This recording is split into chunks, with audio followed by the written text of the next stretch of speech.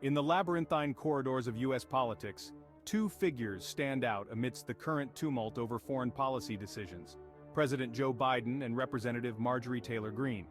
Biden, with his seasoned diplomatic approach, contrasts sharply with the firebrand Republican from Georgia, Greene, known for her controversial and often polarizing statements. Understanding their roles is critical in deciphering the nuances of the unfolding drama around U.S. relations with Israel and the broader Middle East. President Biden, who took office in January 2021, has been steering U.S. foreign policy towards what many see as a more measured and strategic direction.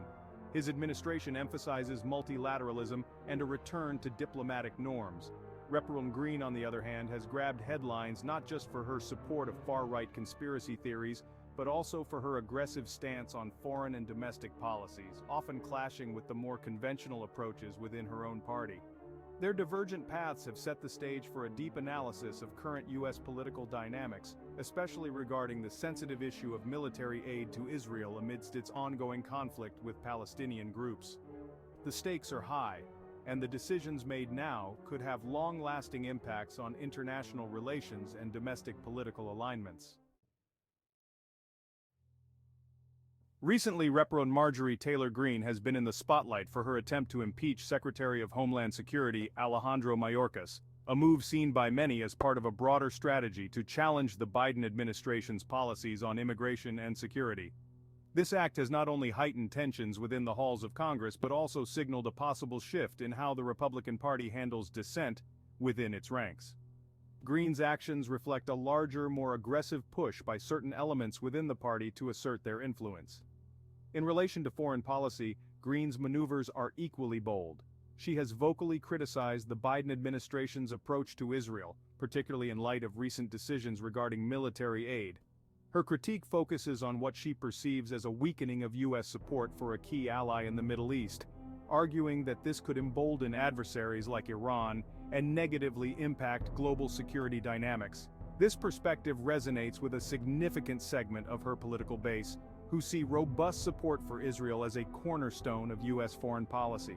Despite the controversy surrounding her proposals and political style, Greene's influence within the Republican Party is undeniable.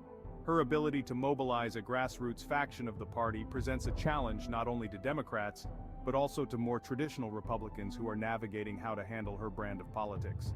Her recent actions underscore a deep divide in American politics that extends into the realm of foreign policy, particularly in how the U.S. engages with its allies and adversaries. President Biden's recent decision to halt the sale of offensive weapons to Israel represents a significant policy shift, one that underscores a broader reassessment of U.S. military support in conflict zones around the world. This move, aimed at minimizing civilian casualties in the ongoing conflict in Rafah, Gaza, has drawn both praise and criticism. Supporters argue that it is a necessary step towards ensuring that U.S. military aid is not used for actions that could exacerbate humanitarian crises. The decision marks a delicate balancing act for Biden, who must navigate complex international alliances and domestic political pressures. By restricting offensive weapons, his administration seeks to signal a commitment to human rights and the rule of law, aligning with his broader foreign policy goals of promoting peace and stability. However, this has placed him at odds with some members of Congress and key allies who view such military support as essential for their national security strategies. Critics, including some within his own party, argue that Biden's decision could weaken Israel's ability to defend itself against militant groups, potentially destabilizing the region further. The debate over this policy shift is emblematic of the broader challenges facing U.S. foreign policy: how to balance strategic interests with ethical considerations in an increasingly complex global landscape. The city of Rafah, located at the southern tip of the Gaza Strip, has recently become a flashpoint in the conflict between Israel and Palestinian groups. The escalation has led to significant civilian suffering, with both sides reporting casualties. President Biden's decision to halt offensive weapons to Israel is directly related to these events, as his administration seeks to prevent further escalation and encourage a return to negotiations. Humanitarian organizations have reported acute crises in Rafah, with shortages of essential supplies like food, water, and medical care. The international community has expressed concern, with many countries calling for an immediate ceasefire and the opening of corridors for humanitarian aid. These developments have put additional pressure on the U.S. to reconsider its role and strategy in the region, highlighting the complex interplay between military aid and humanitarian concerns. The responses to Biden's policy shift have varied. While some international leaders have praised the move as a bold step towards peace, others, particularly within Israel and among its staunchest allies, have viewed it as a betrayal. The situation in Rafah is not just a local conflict, but a litmus test for the effectiveness of U.S. foreign policy and its ability to foster stability through diplomatic means rather than military intervention.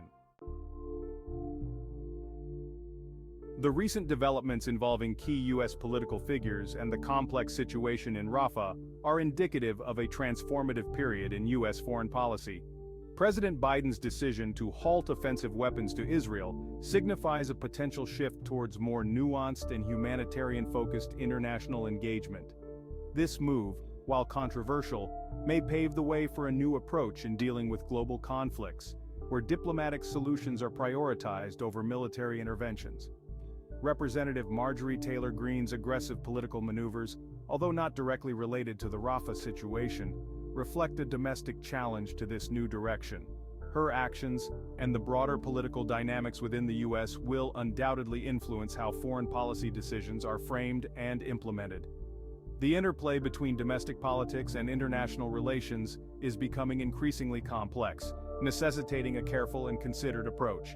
As the world watches how these policies unfold, the implications for future U.S. engagement on the global stage are profound. Will the U.S. lead with diplomacy, or will it revert to more traditional force-based methods?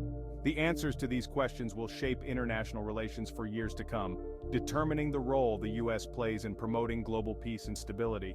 The decisions made today are not just about Rafah or Israel. They are about defining the moral and strategic contours of American power in a tumultuous world.